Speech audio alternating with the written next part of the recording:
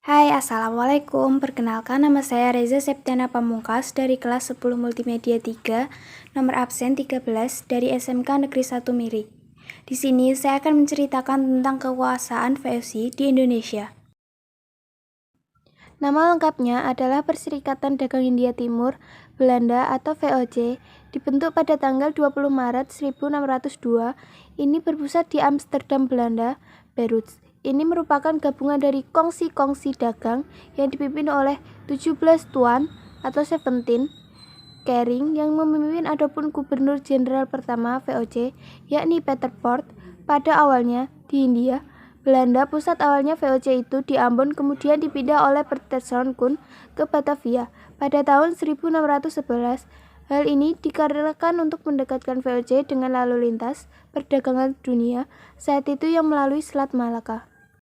Tujuan didirikannya VOC yang pertama untuk memonopoli perdagangan, selanjutnya menghindari persaingan dagang sesama pedagang Belanda, yang ketiga guna menghadapi kongsi dagang dari negara lain, misalnya EIC dari negara Inggris. Ini merupakan dari tujuan didirikannya VOC. Dalam melaksanakan tugasnya, VOC juga dibekali dengan namanya hak oktroi atau hak istimewa yang dimiliki oleh VOC, antara lain hak memerintah di negara jajahan, hak mencetak dan mengedarkan mata uang sendiri, kemudian hak mengangkat dan memberhentikan pegawai, hak membentuk pasukan, memiliki pasukan, kemudian melakukan monopoli perdagangan, menyatakan perang damai, mendirikan benteng pertahanan, dan membuat pengadilan sendiri. Negara berbagai kebijakan VOC antara lain melakukan monopoli perdagangan, melakukan hak ekstirpasi, yakni untuk menebang pohon rempah-rempah yang jumlahnya berlebihan.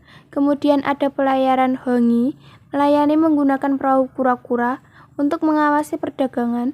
Selanjutnya ada David et Impera atau adu domba, di mana VOC terlibat dalam konflik suatu kerajaan, contohnya saja di Makassar antara Sultan Hasanuddin dengan Aru Palaka dari kerajaan Brunei. Nah, dari politik David et Impera inilah nanti VOC dapat menanamkan pengaruhnya pada kerajaan yang sedang berkonflik.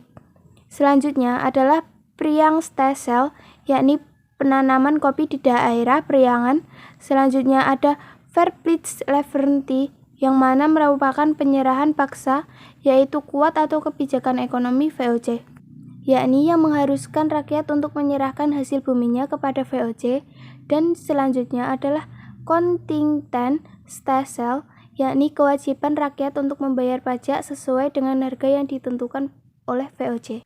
Pada tahun 1669 merupakan kongsi dagang terkaya di dunia dengan memiliki 150 kapal dagang, 40 kapal perang, 50.000 pekerja, dan 10.000 tentara.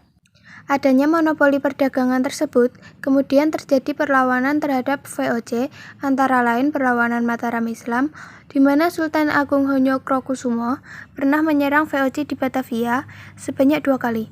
Akan tetapi mengalami jagalan kemudian perlawanan Kerajaan Banten yang dipimpin oleh Sultan Ageng Tirtayasa dan perlawanan Kerajaan Gowatalo yang dipimpin oleh Sultan Hasanuddin atau Ayam Jantan dari timur. Nah, berbagai perlawanan tersebut kemudian mengalami kegagalan, akhirnya VOC dapat menanamkan pengaruhnya di Indonesia.